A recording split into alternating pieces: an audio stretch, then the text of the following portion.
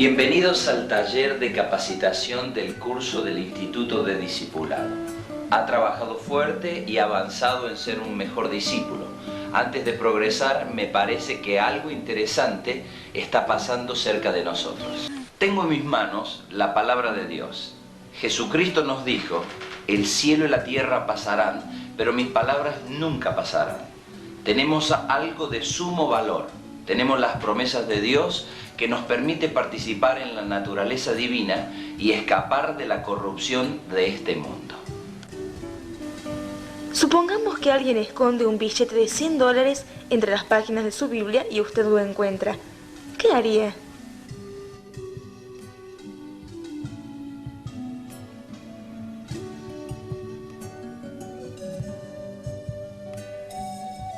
En realidad, hay tesoros de muchísimo más valor que se encuentran en la Biblia.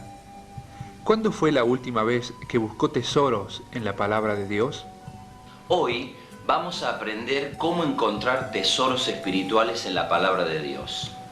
Estamos en esta página del manual. Primero tenemos que aprender la diferencia entre un estudio deductivo y un estudio inductivo. Se trata de maneras distintas de pensar y de lógicas diferentes. Deducción es la lógica de la prueba. Uno parte de una premisa que quiere probar.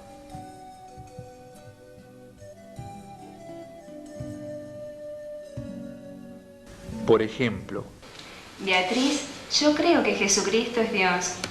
Sí, Ruth, está bien, pero ¿qué versículos apoyan esta verdad? Obviamente, la premisa es correcta y va a encontrar mucha evidencia en la Escritura a su favor. El problema es que si está equivocado con su premisa, puede hacer que la Biblia afirme un error. Veamos un ejemplo. Mira, Beatriz, yo creo que Jesús viene en el año 2000. Bueno, pero para ponerle una fecha no es algo que se pueda hacer porque la Biblia no dice exactamente la fecha. ¿Vos cómo podés afirmar eso? Yo te explico, mira, en el Apocalipsis 22:20 dice: ciertamente vengo en breve. Bueno, pero ciertamente vengo en breve no te da una fecha exacta. Mateo 24:36 dice que no debemos poner fecha a la venida de Cristo. O sea que eso no es una prueba. No, pero estamos en el año 2000, cerca, tiene que venir. como se ve en el croquis, uno empieza con el círculo dibujado, que representa la premisa y busca las pruebas particulares. La inducción es la lógica del descubrimiento.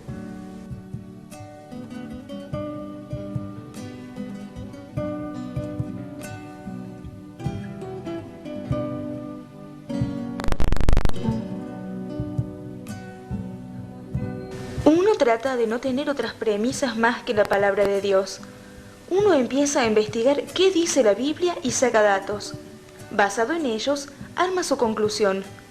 Es más seguro porque minimiza la posibilidad de la contaminación de las conclusiones con nuestros propios errores. En realidad, es imposible ser perfectamente objetivo.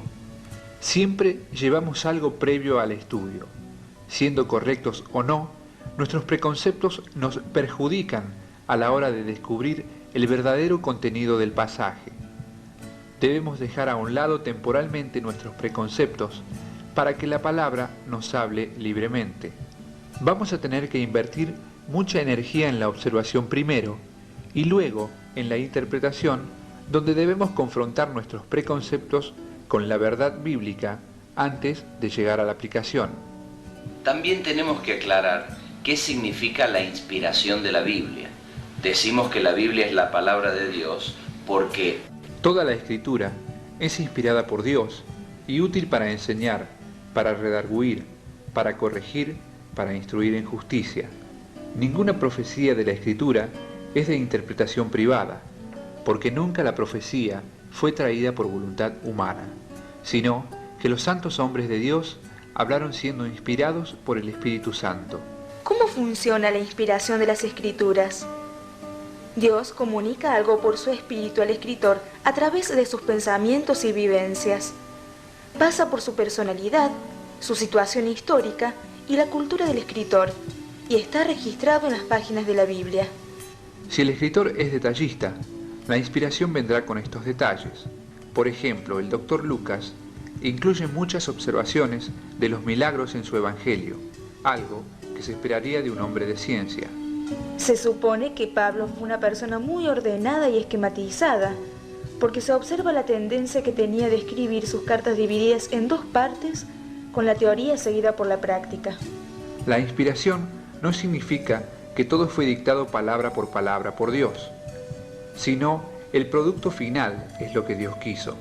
El producto final es la inspiración divina de la Biblia en su totalidad y sin error en el original. Podríamos llamar esto el desarrollo de la Biblia desde la óptica de Dios. Cuando estudiamos la Biblia, tenemos otra óptica, la del creyente, y hacemos el proceso inverso. Empezamos con el texto bíblico, observamos con cuidado y preguntamos: ¿qué dice? ¿Qué no dice? ¿A qué situación histórica se refiere el autor? ¿En qué forma eligió expresarse? ¿Qué palabras se usan y se repiten? ¿Qué dicen otros pasajes sobre el mismo tema? ¿Qué divisiones y subdivisiones se encuentran en el texto? Luego, usando las reglas de interpretación, buscamos su significado. ¿Qué estaba pensando e intentando decir el autor? ¿Es coherente mi interpretación con lo que enseña la Biblia en su totalidad? ¿Fielmente estoy incluyendo todos los datos del pasaje estudiado y de otros pasajes? Toda la Biblia es inspirada. No puedo elegir solo lo que me guste. Cada detalle es importante. Una vez que llego a entender su significado, paso a la aplicación para poner en práctica la voluntad de Dios. Y esto ha sido el propósito original cuando Dios inspiró el mensaje. Él hizo la Biblia con este fin. Además de entender la importancia de la inspiración de la Biblia, tengo que entender que la estructura es la clave del contenido. Podemos armar una lista para hacer las compras y organizarla en distintas formas. Anotarla como se nos ocurra. En forma de columna que ayuda a distinguir los componentes. Podemos organizarla en orden alfabético.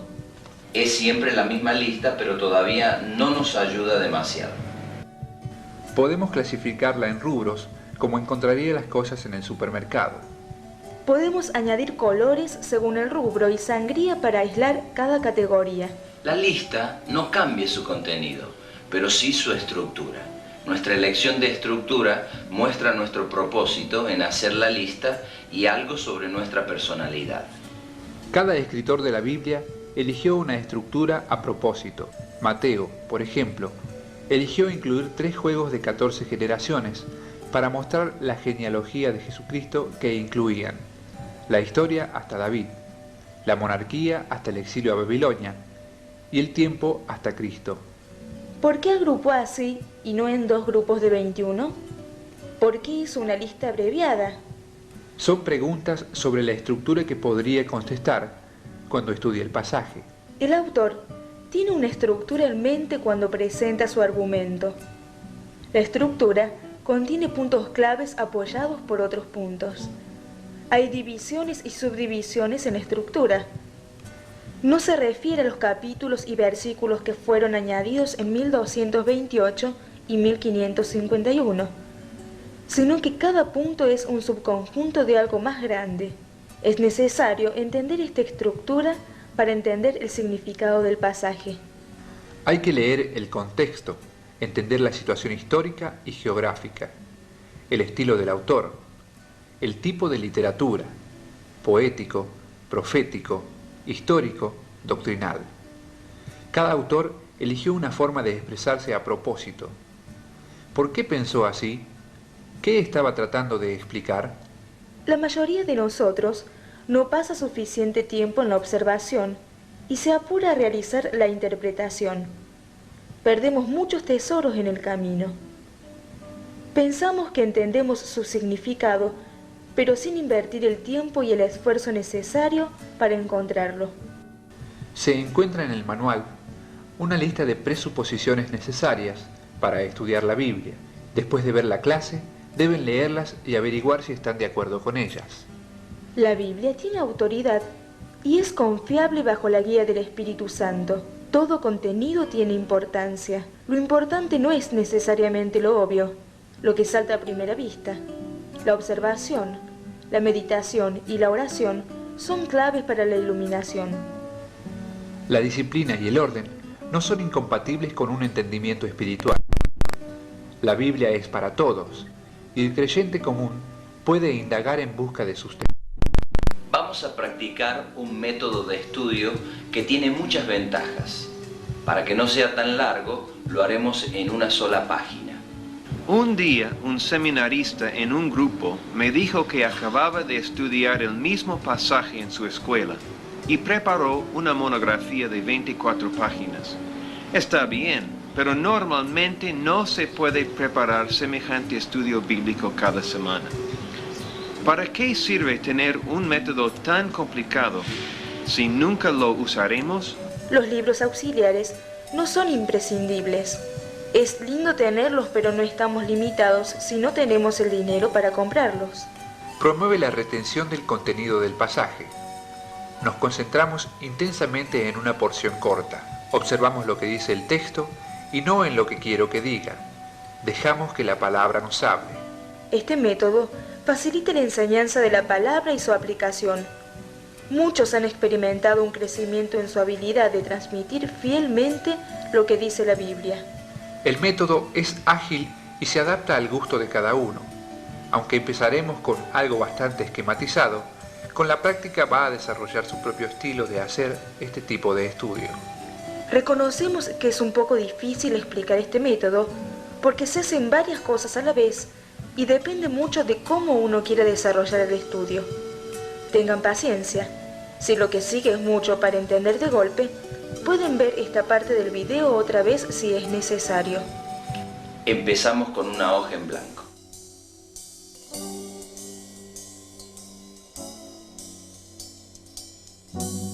Hay un lugar central para ubicar el pasaje que está estudiando. A los costados hay lugar para desarrollar un bosquejo. A la izquierda y a la derecha, un lugar para anotar observaciones específicas sobre el pasaje. Ubique el resumen y la aplicación al pie de la página. Primero, hay que elegir un pasaje para estudiar. Debe ser un máximo de 15 o 20 versículos para que entre en la página. Para el ensayo vamos a usar Hebreos 4:12 al 16. Copiar el pasaje exacto en el bloque central de la hoja. Lo único que se puede añadir son espacios para que la ubicación de las palabras refleje la línea del argumento. No haga ninguna paráfrasis o resumen. No debe obviar palabras del texto porque cada palabra tiene su importancia aunque no la vea en el momento.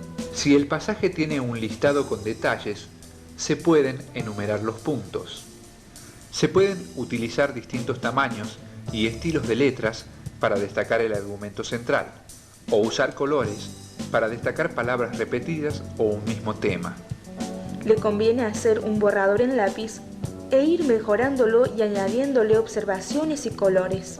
Puede ser que la hora disponible para la preparación del estudio le resulte insuficiente, pero no se preocupe, puede continuarlo en otro momento. Una vez copiado el texto en el centro, se puede separar el pasaje en párrafos con líneas. La elección de un subtítulo para cada párrafo ayuda a elegir lo más importante. Los títulos deben reflejar el tema central de los párrafos y en lo posible estar relacionados en alguna forma. Por ejemplo, que todos sean sustantivos, como pan, agua, o verbos, resistir, poner, orar, o adjetivos, poco, mucho, alguno, etc. Se usa el margen izquierdo para el bosquejo del pasaje y para notar la comparación entre los párrafos. Por ejemplo, vemos en Hebreos 4 que los versículos 12 y 13 hablan de la palabra, los versículos 14 y 15 hablan del sumo sacerdote y el versículo 16 habla del trono. Luego, anote una progresión de los verbos en el pasaje. En la primera sección dice que la palabra tiene una acción progresiva. Corta, penetra, discierne, juzga. En la segunda, el ministerio del sumo sacerdote es compadecer y ser tentado. Y en la tercera está explícita la idea de ayudar. En el bosquejo se pueden resumir las ideas y no es necesario poner palabras exactas del texto bíblico. Por ejemplo, la primera parte nos hace pensar en la idea de la boca y los ojos de Dios, porque de Él sale su palabra y conoce todo de nosotros. La identificación del sumo sacerdote nos hace pensar en el corazón de Dios, y su ayuda nos hace pensar en las manos de Dios. ¿Nota que ninguna de estas palabras aparecen en el texto? Podemos pensar en preguntas que resuman cada sección. Por ejemplo, ¿sabe Dios lo que pasa conmigo? ¿Se preocupa Dios por mí? ¿Puede Dios hacer algo basado en su conocimiento y preocupación? La contestación a todas estas preguntas es sí, y la formulación de dichas preguntas me ayudará a reflexionar si tengo en cuenta a Dios en mi vida o si me cuesta creer que su poder alcanzará mi situación. No hay una fórmula mágica para trabajar con el bosquejo. Hay que observar mucho e ir añadiendo detalles a medida que aparezca la relación entre las partes. Muchas veces, después de dejar el estudio por un día, recién se nos ocurre otro detalle. El subconsciente sigue trabajando. Por ende, nos conviene hacer un poco durante varios días y no esperar hasta el último momento y hacer todo de una vez. Las observaciones específicas se anotan a la derecha. Pueden ser otras citas bíblicas que ilustren la idea presentada. Por ejemplo, Juan 1:14, que habla de la palabra, o una observación interna de una sección. Por ejemplo, cómo la palabra corta al alma, el espíritu, el cuerpo, la mente y las emociones, mostrando un concepto completo del ser humano. El resumen y la aplicación se ubican al final de la página. Vemos dos ministerios de Dios en este pasaje, algo histórico y algo presente. Hay dos mandatos en el pasaje: retener la profesión y acercarnos con confianza. Uno es una aplicación de posición, tener la cruz presente entre Dios y nosotros, como un soldador tiene la máscara entre él y la llama. El otro es una aplicación de movimiento o acercamiento, como uno tiene que acercar el mate a la boca. No sirve de nada mirar de lejos. Lo interesante en este pasaje es que no debemos confundir las aplicaciones. No podemos crecer hasta que no nos haga falta la obra de la cruz. Al mismo tiempo, la ayuda que Jesús nos brinda como sumo sacerdote implica una búsqueda de Él y no simplemente una creencia pasiva. Podrá enseñar el pasaje eficazmente cuando más conciso y fiel al texto sea su resumen. El título central se coloca después de entender bien el contenido del pasaje. Recomendamos elegir entre 2 o 4 palabras tomadas del texto como una ayuda a memoria del contenido. En el ejemplo, usamos retengamos, acerquémonos, como recuerdo de los dos mandatos principales del pasaje. Como muchas destrezas, esta técnica mejora con la práctica. Se aprende con la práctica a variar la secuencia de preparación del estudio. A veces se le ocurre una observación o un detalle del bosquejo antes de terminar de reproducir el pasaje central. Puede poner un título en cualquier momento del estudio, o elige una palabra clave y luego la cambia por otra. Hay que preparar el estudio en la presencia del Señor y disfrutarlo. Cada momento será una experiencia única. En la charla, no debe preocuparle si su estudio no sale como el de los demás. No importa si para usted el pasaje tiene 4 secciones y su compañero insiste que tiene 3. Algunas veces su estudio saldrá más ordenado y otras veces le costará entender el hilo del pasaje. Lo importante es hacer algo y no competir o comparar. Ahora les toca empezar el primer estudio inductivo. Estamos en esta página. Aunque normalmente este estudio lo preparamos solos en casa, hoy como práctica para el taller estudiaremos 1 Corintios 10, 1 al 13. Si le cuesta usar la versión Reina Valera, Dios habla hoy puede ser una alternativa que les sirva de ayuda. Probablemente todos conozcan esta promesa. No os ha sobrevenido ninguna tentación que no sea humana, pero fiel es Dios, que no os dejará ser tentados más de lo que podéis resistir, sino que dará también juntamente con la tentación la salida para que podáis soportar. ¿Alguna vez ha estudiado el contexto de esta promesa? ¿Qué palabras se repiten en los primeros 5 versículos? Todos. Esta será nuestra clave para entender cómo ubicar el texto. Podemos enumerar cuántas veces el pasaje usa la palabra todos. Porque no quiero, hermanos, que ignoréis que nuestros padres, todos, estuvieron bajo la nube y todos pasaron el mar. Y todos, en Moisés, fueron bautizados en la nube y en el mar. Y todos comieron el mismo alimento espiritual. Y todos bebieron la misma bebida espiritual, porque bebían de la roca espiritual que los seguía, y la roca era Cristo. La segunda sección, versículos 6 a 10, tiene una estructura paralela. ¿Qué palabras se repiten? Algunos. También está ni.